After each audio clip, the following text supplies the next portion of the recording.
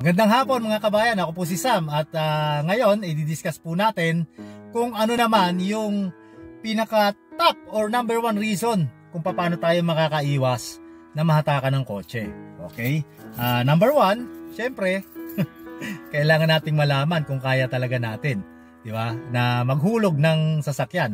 Hindi porket yung ating sahod ay sapat para makabayad ng monthly ng isang, say, small car like Hyundai Ion, Toyota Wigo, yung mga small cars natin, yung Kia, di ba? Yung mga maliliit, yung mga Honda Brio na maliit.